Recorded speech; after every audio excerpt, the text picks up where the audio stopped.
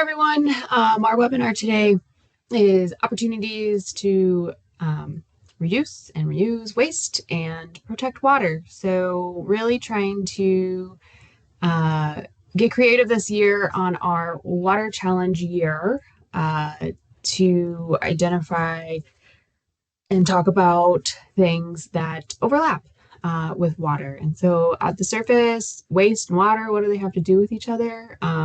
Certainly more than you would think once you really get into things. So just a little background on our water challenge. So I'm Kristen Morose with the Green Step Cities program. This year is our inaugural year of our Impact Challenge. So Impact 26. This year we're focusing on water. It's our first collective action challenge. We're really trying to identify actions that can be done within one calendar year, so within 2026, to advance in your Green Step action efforts and do things a little bit more collectively. So this year's focus is on water. We'll pick different themes in future years. We've got actions identified under community engagement, regulation, and infrastructure. So you can kind of take your pick and review. And Erica, maybe if you could put that link to the water challenge in the chat for folks so they can see those actions as well.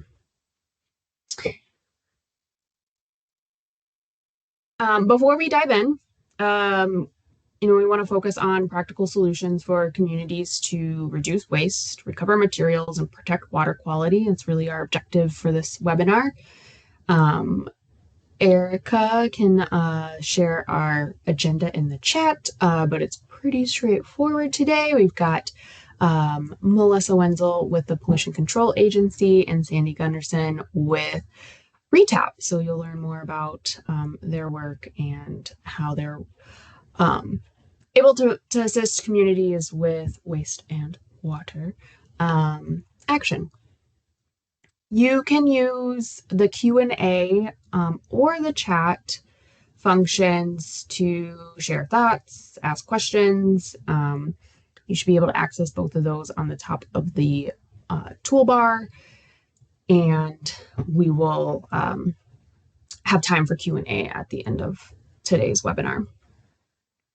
And we'll also share resources, slides, and this recording afterwards, and it'll be available on the Green Step website to share with others or reflect on in the future. So just wanted to make a little quick splash of connections with Green Step best practice actions. So as you're moving forward and thinking about actions related to waste and water, here are a few Green Step resources specifically that can help support those actions. So a lot in our waste related best practice, but others around community engagement and supporting residents and businesses within the community as well. So those are all linked. Again, we'll share those at the end. And when we send out the recording and links and everything. Okay, so with that, I will stop. And we will get into things. If you would like to maybe introduce yourselves in the chat, we would love to know who's here, who you are, what organization or community you're with.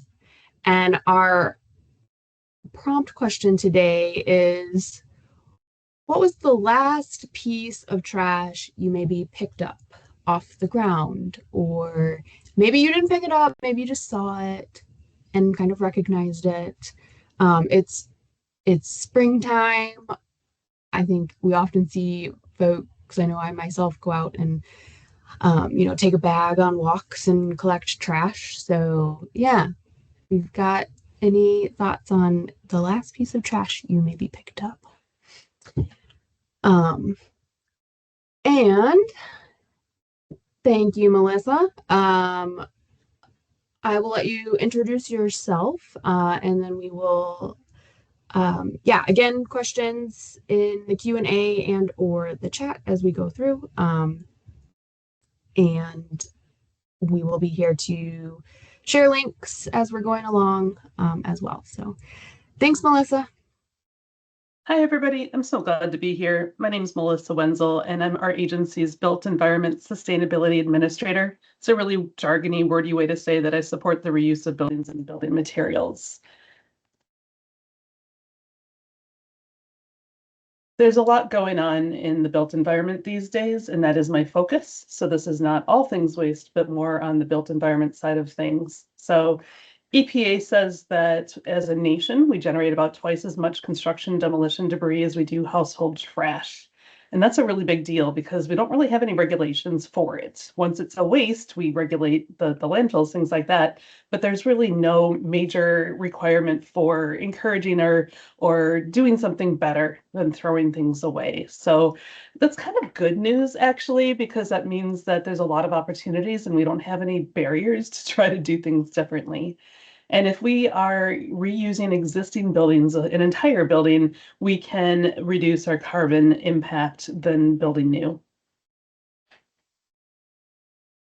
And said another way, think about this. If we demolish one building, one house, that's the equivalent of one person's lifetime generation of waste.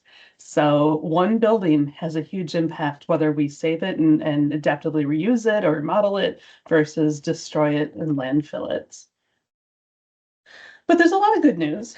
And in terms of stormwater and water quality, the theme for this year's Green Step Cities program, I used to be a regulator in industrial stormwater. And actually, before that, I had started my career at the MPCA with hazardous waste and solid waste. And at that time, at the beginning of my career, a lot of emphasis was placed on pollution prevention and waste reduction efforts. So right off the bat, even though I was managing regulatory questions, there was a focus on pollution prevention. And so with hazardous waste and solid waste, can we reduce pollution so that maybe you don't need to be regulated as much or at all?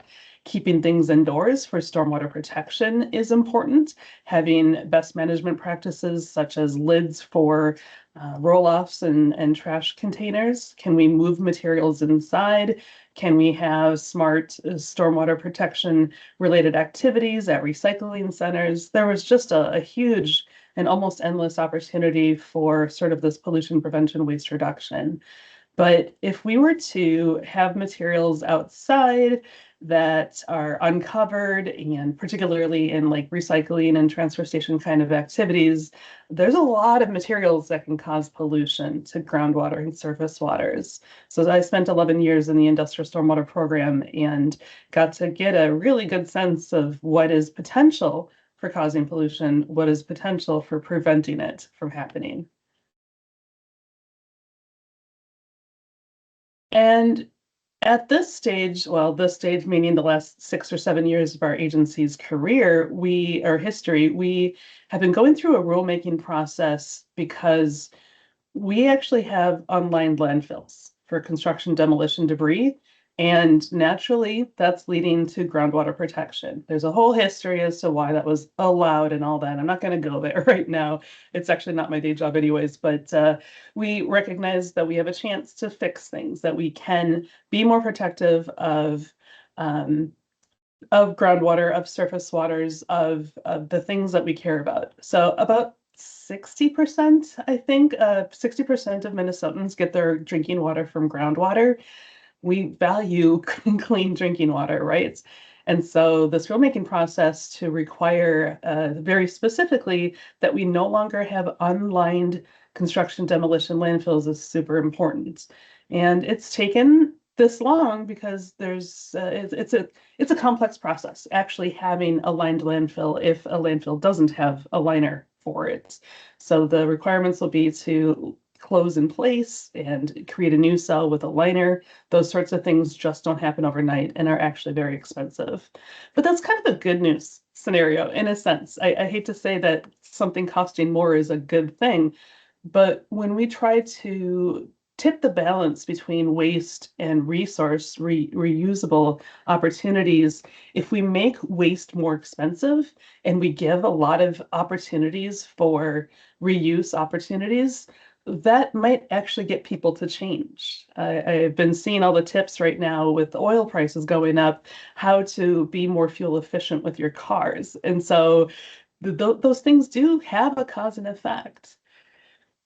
So 6 years ago, 7 years ago, it's kind of at the midpoint right now, 6.5 years ago, there was a stakeholder group called the Rural Advisory Panel, which focused on trying to figure out how to transition to better, more sustainable landfill management options, which now we know will require a liner for these unlined C&D landfills, construction demolition landfills.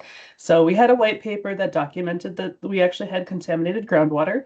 In some cases, we were actually having to give bottled water to some communities. I don't know how that happens, who purchases it, how often, and things like that. But that's pretty scary to think about, that we have some landfills, construction demolition landfills, where the groundwater is not drinkable or not safe to drink. So that's a pretty good incentive to want to make some changes. So there's a lot of supporting facts behind it. We know that a lot of materials that go to these landfills are not inert, and especially when they get mixed together, it's almost like a potential toxic soup, that if there's no liner, where is that pollution going to go? Obviously into our groundwater. So we do have drinking water standards that are not being met, and so there's this whole rulemaking process to get us there. A visual of the red triangles is where there's an increase of these three specific contaminants at these landfills. So a lot of issues across a lot of places in Minnesota at these landfills.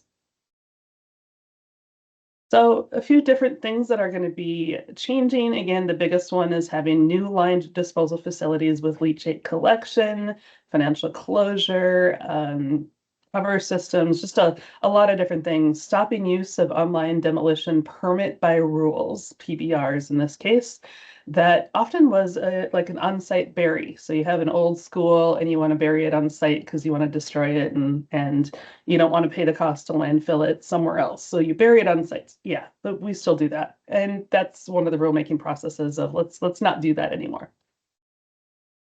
At the very same time, when I first started in this portion of my career, another stakeholder launched at the very same time. It was the Sustainable Building Group.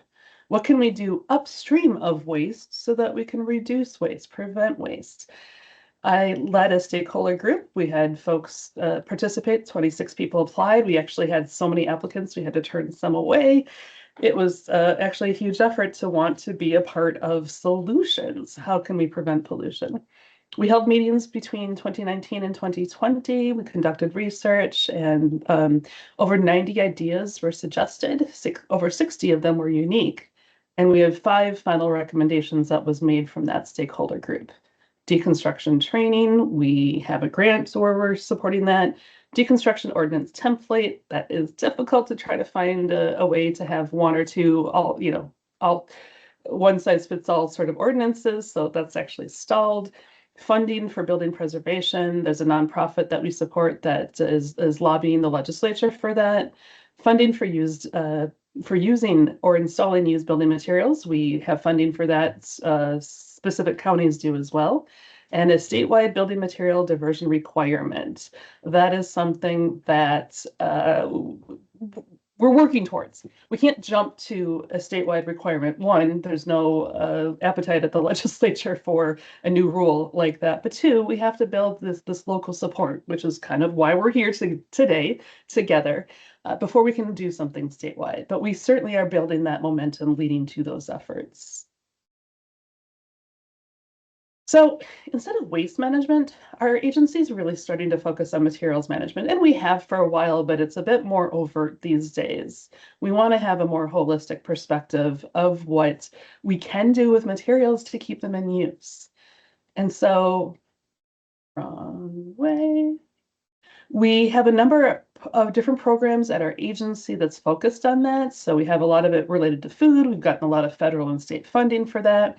We've gotten limited state funding for built environment related activities to really try to show that we can do different things with materials, building materials and items that are in buildings.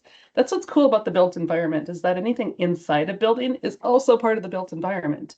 Technically, it includes like roads and sidewalks and greenscaping and hardscaping, but the buildings themselves really have a lot of potential impact to do good or harm, depending on what we do with it. So trying to keep these buildings in use, or can we unbuild and deconstruct and use parts for other buildings? And we have a reuse section of our agency with the focus, and of course I overlap with that. Reuse of buildings is reuse. So in 2023, we had our state record surplus for our budget, and we also had a climate-friendly elected officials. So I was able to secure $2.4 million in grant funding for the built environment. And we have several programs that are creating diversion and reuse programs. So these are county-led. In some cases, there's a township. There's one city, I think in the county of Anoka, that has these small diversion reuse programs. They're hot in Minnesota. One, we provide other funding for it in other parts of our agencies, environmental assistance programs. But two, it's a really popular way, a really fun way for the community to partake in these opportunities for waste reduction and reuse opportunities. Sandy's going to be talking about a specific part of Minnesota that has these, but we just gave a webinar, her and I, yesterday, where we got to talk nationally to a bunch of folks who, in the built environment, are wanting to learn how to create diversion reuse programs, because they don't really exist at the rate that they are in Minnesota in any other state. And so we had so many people really just eager to learn more about what is Minnesota doing to further the goals of waste reduction in the built environment, but also how are they doing it with diversion and reuse programs. So we had 3 different case studies yesterday to feature. This is the first one in the metro area to exist as a diversion reuse program, Carver County. So I'm really excited because all the rest of them are either in a township within the metro or completely outside of the metro area altogether. So it's exciting. Yeah, Carver County is kind of rural and may seem more like a non-metro county, but still, they're very definitely you would, Zaria. I'm glad to see you back, by the way. I'm glad you're here. Zaria was a Green Corps member at Carver County, so she, of course, got to help out with the implementation of this particular program. Hoot! Shout out for Green Corps. Dodge County near Rochester is also one county that received grant funding to have a diversion reuse program. They are working towards a goal of, they have a landfill nearby, so they have a solid waste campus. That's what some of these counties call it. And they're working on diverting 15% of the materials that would be going to the landfill, diverting it for reuse. And there's been so many success stories I've heard about from Dodge County, including one family, newly married. So a couple who just got married, they bought sofa, love seat, I think a coffee table, and a dining room table with 6 chairs, I think, 4 or 6, for about $150 from the diversion reuse program. And so those are the sort of success stories where this is an opportunity for folks that don't want to throw things away, that have good use, that like to buy used just as a value system. Maybe they're starting out and can't afford used, or people that want a unique look and don't want, big box store things, so this is just a lot of opportunities for engagement in this space. East Central Solid Waste is 5 counties in the Northeast outer metro, outstate metro, I forget what the term is for the 10 counties, and then some of the non-metro counties around. So they also have a diversion reuse program that serves these 5 counties, and they had their grand opening last December. Hubbard County is actually taking an existing building and using it as a diversion and reuse program. So they are already diverting, without renovating the building, which is part of their grant, future tense, about 2%. They're diverting 2% of the items that would be going to their landfill straight back into reuse. They have a county charge where there's no tipping fee to bring materials to the to the construction demolition landfill. There's also, they don't charge to drop off items for reuse. They don't charge money to take items. So a lot of programs will have a small fee associated with these activities, whether it's dropping off items or disposing of or picking up of new items. But for them, they want to get reuse as quick as possible. So they allow people to drop off for free, and they screen it. They make sure that it has potential for reuse, and then also for taking things away. I like that model. Won't work everywhere, but it's a unique model that I hadn't heard of before, Hubbard County. Keep meaning to update the slide. Twin Cities Habitat for Humanity opened its third location in Brooklyn Park last October, and they also received grant funding to make that happen. So they doubled, they increased the opportunities within the Twin Cities by 50%. Among all of our grantees doing lots of different things in the built environment to help protect water and help keep items in reuse, we have a pretty large reach across Minnesota for these activities. And in general, in terms of sustainable built environment efforts at the local government level, so county, township, city, or tribal nation, here's the impact, and it's growing every single year. We have a lot of deconstruction and reuse organizations across Minnesota, and that's not a surprise because we have a lot of people dedicated towards reuse in general, and then recognizing the built environment fits in that reuse space quite nicely. As far as Habitat for Humanity, we have all of these stores that serve Minnesota, even if they're outside of Minnesota, just barely. I did confirm that they still serve Minnesota. And the ones that are green, those are organizations, habitat restores that will actually help with the unbuilding or deconstructing of materials. And that's a barrier sometimes for being able to be successful with reuse, is having that talent and that knowledge to be able to know how to harvest materials from structures, and then they get brought back to that habitat restore for sale. I covered a lot, it's hard to get everything together in 15 or so minutes, but we have monthly updates, and if folks want to receive those monthly updates from us, I'll post this in chat or someone else can, and for folks to be able to sign up to get email updates. We have lots of local news stories and national stories that we include that share these sort of successes of what people are doing. It's hot right now. We're normalizing these activities, and the growth of reuse in the built environment is very strong. So I can post my contact information in chat. And thank you so much.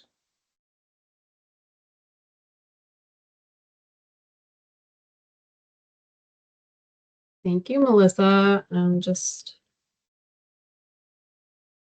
lots of links. So Erica and I are trying to put those in there for you. And again, we'll follow up and share all the things. I love this map, the deconstruction and reuse orgs across Minnesota. There's probably twice as many that are out there. It's just basically me looking by keyword and things like that. So I was gonna say, if anyone knows of any others, there's a form on there, so you can either amend information or get something added too. So popping up all over. This is great. For anyone with questions for Melissa, if you want to put those in the chat or the Q&A box, we will let Sandy do her slides, and we'll open up Q&A for both at the same time. So thank you, Melissa. I will stop spotlighting you, and we'll get Sandy's slides up here. 1 second to remember how to do it. Nope. I get to full screen. Here we go.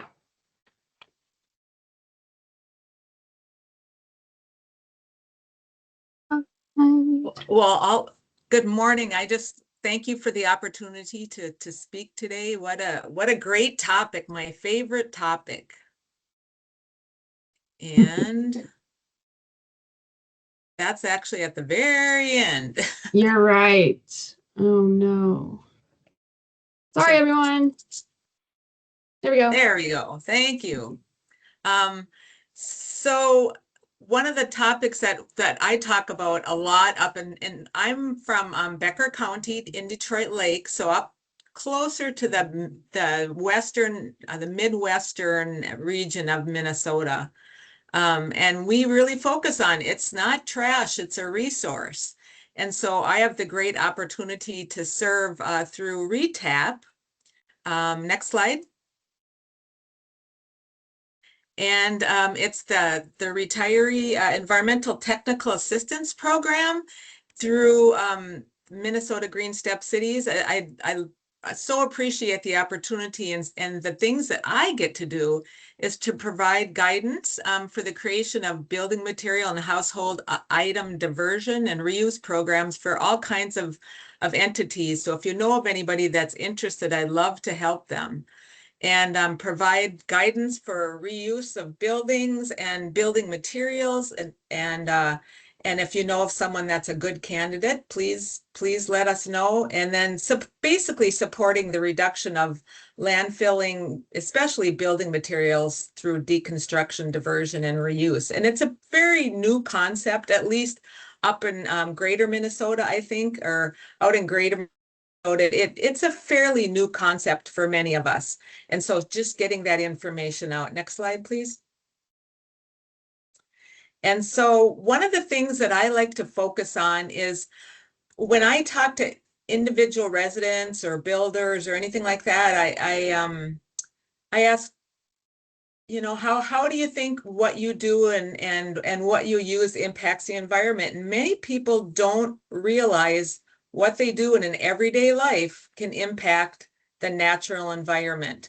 And so I like to talk about the social systems versus the natural systems, that what we do, let's say with, I dealt for 35 years or almost 35 years with hazardous waste, one of the items, and how, if improper disposal of that particular item or any kind of solid waste item, how does that affect the natural environment? And just for a quick little story, I was presenting at a conservation days and was talking with a U.S. Fish and Wildlife gentleman, and he was talking about board feet. He knew how that tree was so many board feet and how much money it would bring in.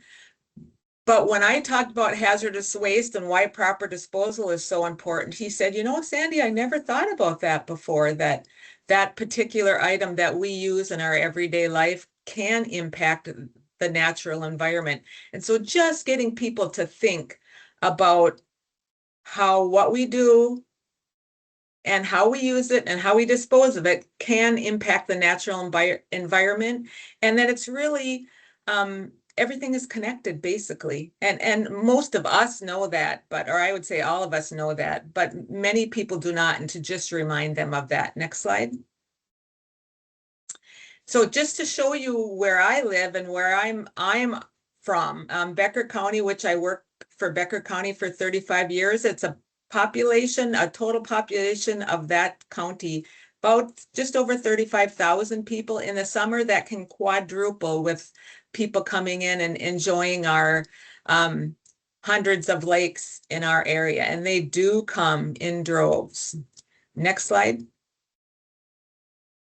And this is one of my favorite pictures, because most people, when you ask them, where does your garbage go? And they raise their hand and they say, we take ours to the dump. And we don't call it a dump anymore. It truly, like Melissa said, it's a resource. And we've come so far in managing waste, even in the time that I worked for the county for 34 years. We've come a long way. You can see in this picture the cars and the boxes, and we don't do that anymore. It's all separated, and thank goodness. Next slide. And so every rural county has to deal with solid waste. They have to deal with mixed municipal solid waste, or MSW, construction waste, traditional recycling, commodities, special waste such as tires and scrap metal and waste oil, that kind of thing. And the new items that have come out, as Melissa said, in the last several years, is waste diversion and reuse. And then, of course, hazardous waste has been managed for 30 years, more than 30 years. throughout the state, and has a wonderful program through the MPCA to manage the hazardous waste.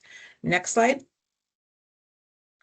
And really the game changer for this area is the PFAS that everybody knows about, talks about. I've heard it on radio stations and that kind of thing. It's really those human-made chemicals that are changing the way we think about what we use and then how we dispose of it. And it's a concern because it can affect our groundwater, which we hold so dear in our life where we live. I mean, it's recreation, it's our drinking water, it's everything that we have. So we need to be really cognizant of what we do and how we use it and how we manage it. Next slide. And the alternatives to landfilling and construction debris, PFAS is definitely going to impact how we manage landfilling. And so, for example, in Becker County, our demolition landfill is not lined. It is not lined with a poly liner. It's the clay type liner. And so that's going to be a challenge in coming years when the rules change and poly liners are required. Costs are going to go up. And so we're trying to get people to start thinking in a new way. So when those costs start to go up, it doesn't impact their disposal as much because they're already doing and managing it in a proper way. So the challenges here, and especially in rural Minnesota, is the lack of capacity. There's no infrastructure or very little infrastructure in greater Minnesota for alternative uses. And then we don't really have the markets to dispose of, or not to dispose of, to reuse the demolition material products. And it's only going to get more expensive as time goes on. And so Becker County's way of thinking is that that we would start something that would be able to use those, especially demolition materials, in a new way, to reuse them, offer them out. And we have several reuse stores here in our community, but none of them actually use demolition material. None of them sell that type of product. So that's why Becker County started the reuse store. Next slide.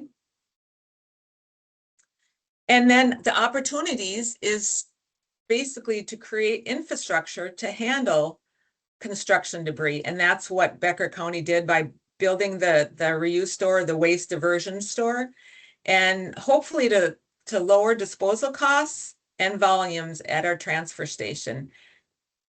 People really understand that building materials can be a resource, and they came in droves, even at the very beginning in 2019, midway through 2019 when we started. Next slide.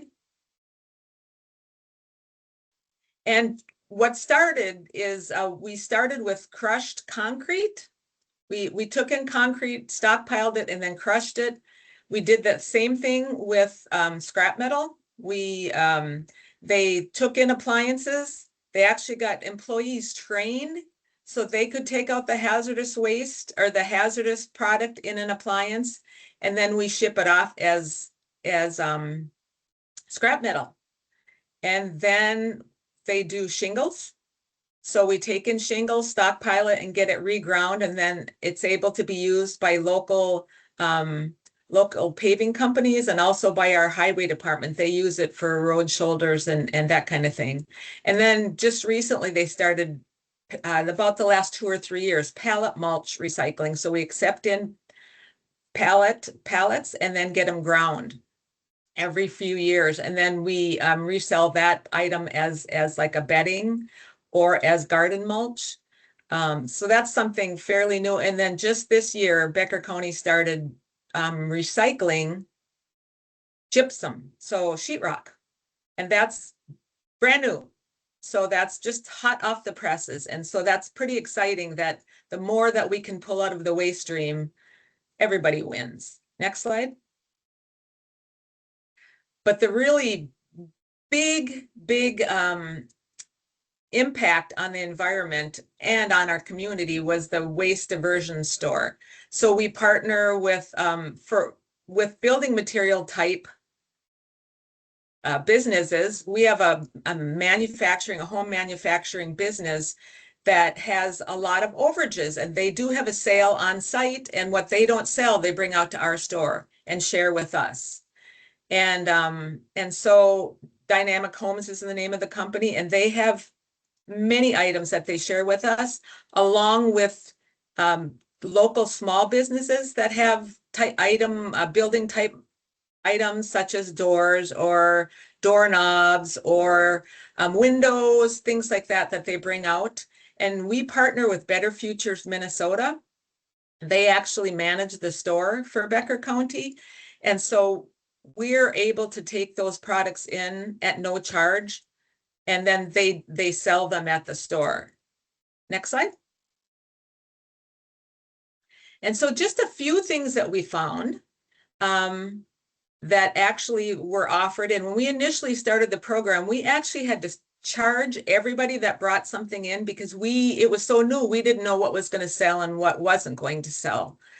And so now that's not the case for about the last 4 years. We can take it in at no charge, or Becker County can take it in and then sell it. And so you're allowed to sell it at a very low cost, but really be able to divert it out of the waste stream. So everything from dressers, and there's some beautiful antiques that come in, and there's also some that are definitely more rustic that people want that. Everything from mid-century modern to bikes, chairs, anything that you can imagine that people throw away, they bring it in. So often they bring it to the store and donate it, or they bring it up to the transfer station, and the staff is able to ask the people to put it to the side so that the manager of the reuse store can come and get it. Next slide. And so again, the partnering with Better Futures Minnesota, Minnesota pollution control agencies, local businesses such as Dynamic Homes, or builders in town that have small and large amounts of things, and then residents. Residents caught on very quickly. They knew that they didn't want, let's say, a window anymore, but they wanted someone else to be able to share it. And so it started out slow, and then it's just snowballed, and they get a lot of items, and it saves them disposal cost, and then purchasing it at a very low cost everybody wins with that also. Next slide. And this is just an example of since 2020, we started the program in 2019 mid-year, and so 2020 was the first full year, and you can see how many customers they're started out with, and then the weights, and you can just see that they jumped after the first year. The program really caught on, and then in 2025, the volumes were huge. Now, I want to point something out in 2024. You see that the volumes, the weight is large, and the incoming financial that came in. We had 2 deconstruction jobs, which that concept is brand new here in our area. And so part of what I like to do is tell people about deconstruction, that what it is.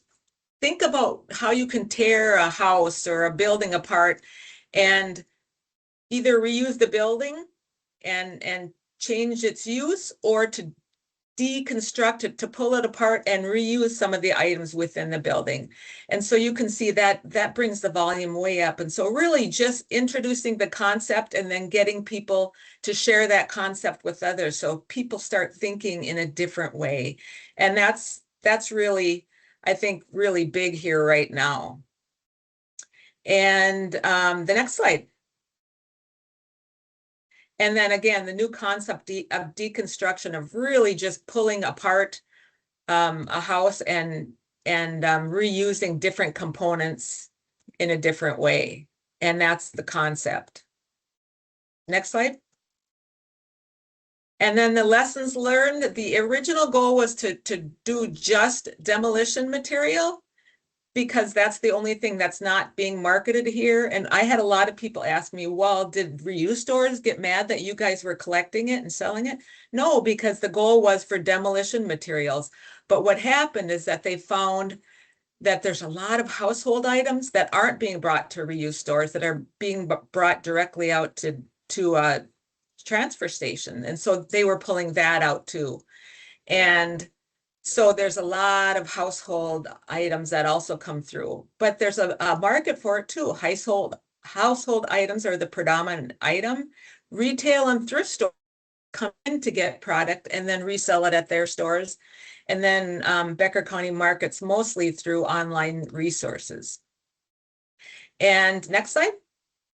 The reuse store is used as an educational tool, an outreach tool. People come in, find out what they want, and they share that item or that topic and that reuse store with others. Really, one of the number one things is just keep on educating.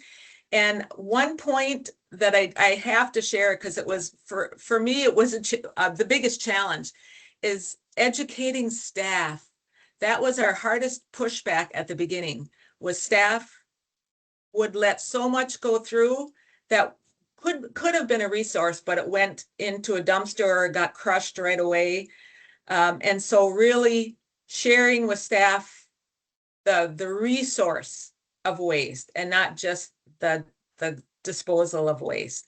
And residents really honestly got it pretty quickly. And next slide. Just want to thank you very much for the opportunity, and please give me a call or email me, and love to help. Thank you, Sandy.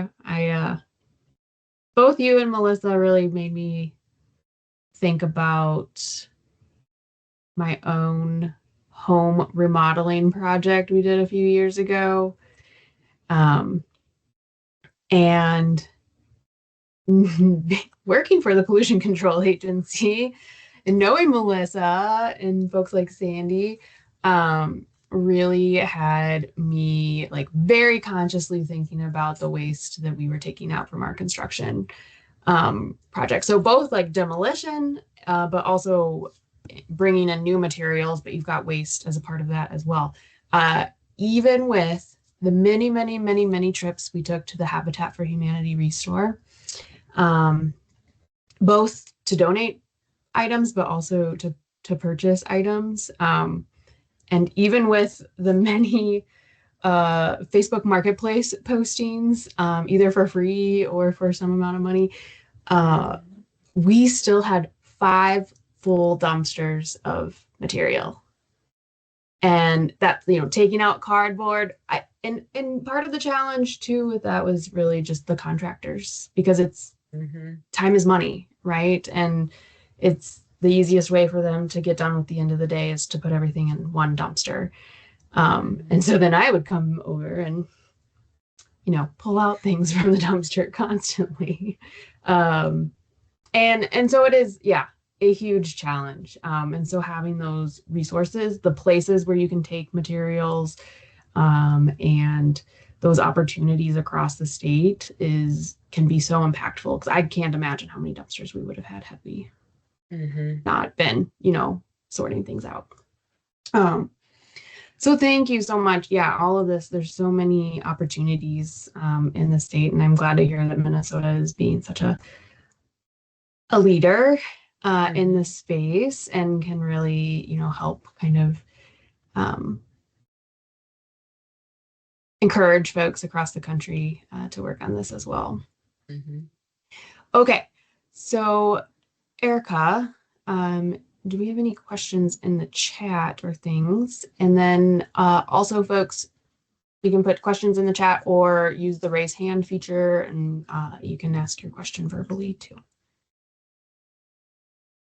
Yeah, we do not have any questions. We did have a question, but Melissa was great about answering it in the chat, so that was awesome. Thank you for that. Is there anyone that wants to unmute and have a question to ask? This is Jill. I'd like to ask a question. Yeah, go for it, Jill. So I was at a meeting the other day, and the guy I can't remember but he has to do with electronic stuff and technology. But he was saying that even in Bloomington, we've got a hazardous waste place, but they didn't want to take the batteries. And he said, there is so much bad stuff in those batteries that we don't want leaching into the landfills. So what are we doing with batteries?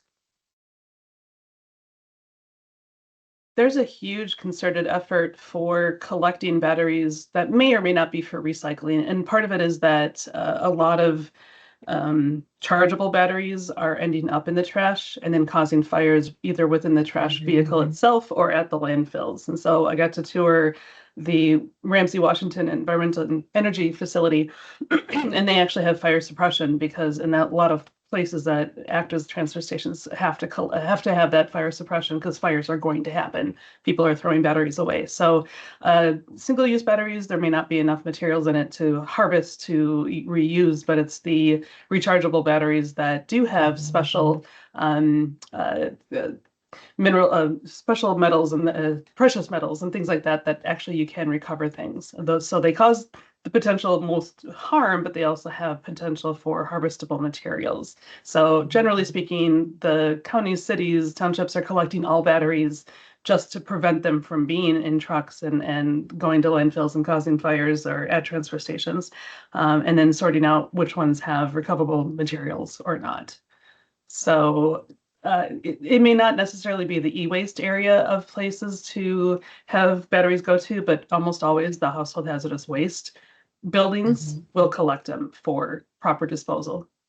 That's right. Yeah, there is a bill in the legislature. I did happen to see that. Yeah. In Becker County, we have about 20 or 25 collection sites at our recycling sites that we collect batteries from folks. So they have bags, individual bags that people can put their batteries in and then put them in the collection sites. And then our recycling drivers pick them up because we did have a fire at our transfer station. We were out of our transfer station for more than 6 months and it was over $1 million worth of damage. And so they're not sure that it was a battery, but there's a good chance that it was. And so it's a big deal. So I should just contact the county maybe. Because I know they've got zero waste program going on right now. So great. Okay. All right. Thanks. Thanks for asking. I'm just thinking if there's fire at a landfill or transfer station, typically you would use water to put out a fire, right? So another connection, right? Or chemicals and that are going to leach into the water. And so, yeah, the more we can do to prevent those kinds of things, obviously multiple benefits for folks. I don't vape. I don't know anyone who does, but collecting, because those are rechargeable batteries in the vaping devices too. And so I've been seeing a lot more education about collecting vaping devices. Yeah. I didn't think about vapes. Yeah. Any other questions from folks they want to unmute? It looks like Emily has a question in the chat. Melissa, do you have boilerplate language to include in construction agreements to require that contractors sort and recycle their waste? I did not have to prod the solar contractor. That's why I was so excited, is because that's their mantra. That's what they care about. All energy solar, shout out. Yeah, that's just something that they do. We do in a sense. So we actually have a deconstruction request for proposal template.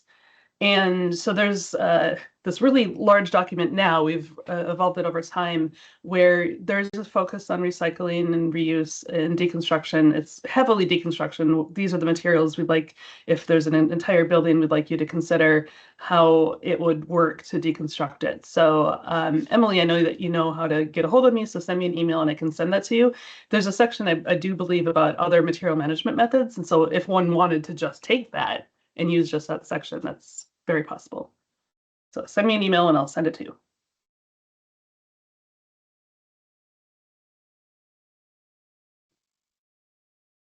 Any other questions? We have time for a couple more if folks have them. Feel free to unmute or put them in the chat.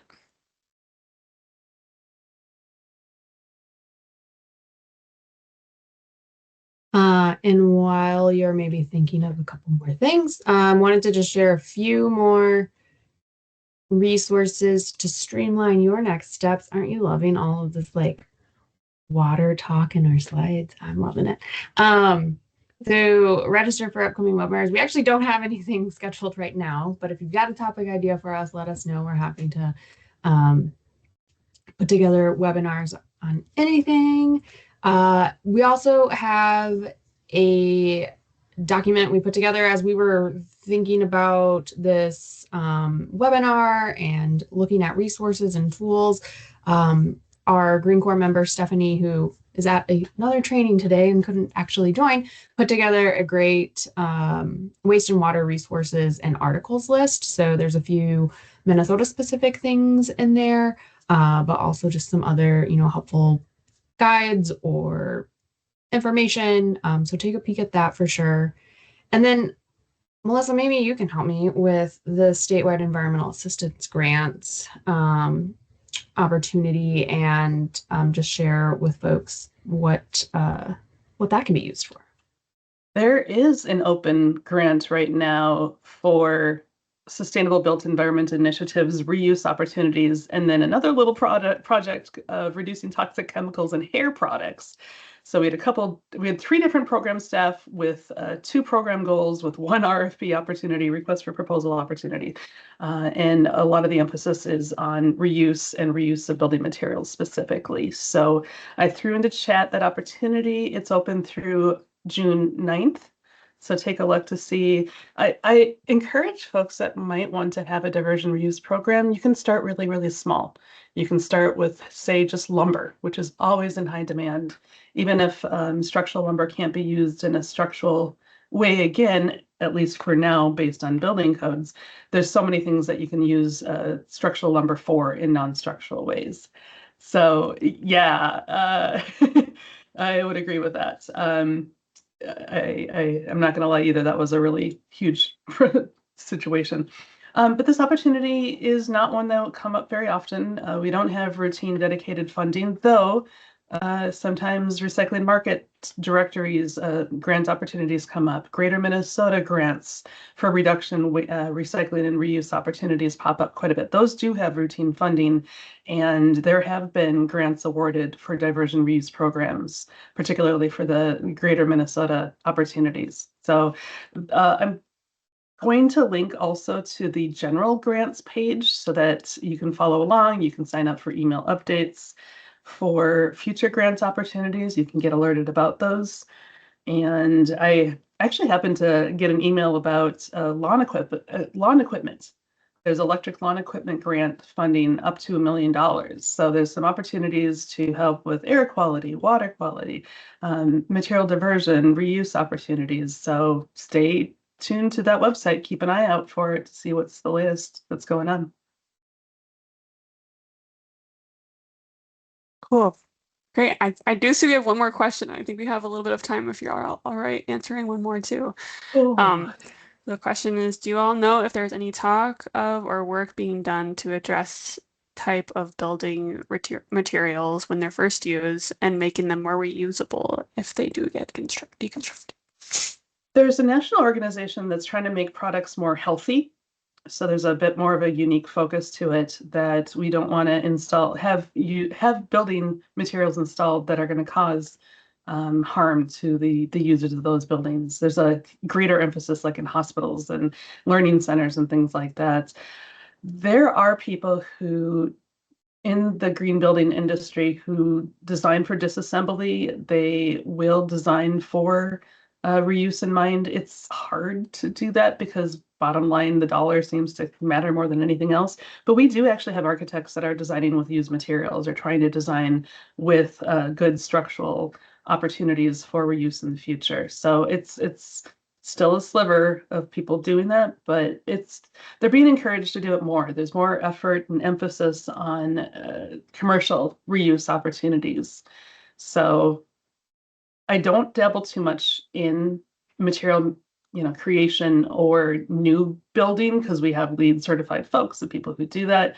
Just getting people to reuse existing buildings and building materials is, still kind of a challenge. Sandy mentioned how deconstruction is brand new, and I was wanting to add what is old is new again, because we built buildings to last, and those parts were reusable, and people would want to harvest it because it wasn't easy to destroy buildings. It wasn't easy to build buildings, so they were built to last. But the concept for current generations, it does feel new. So welcome people who want to be in that space.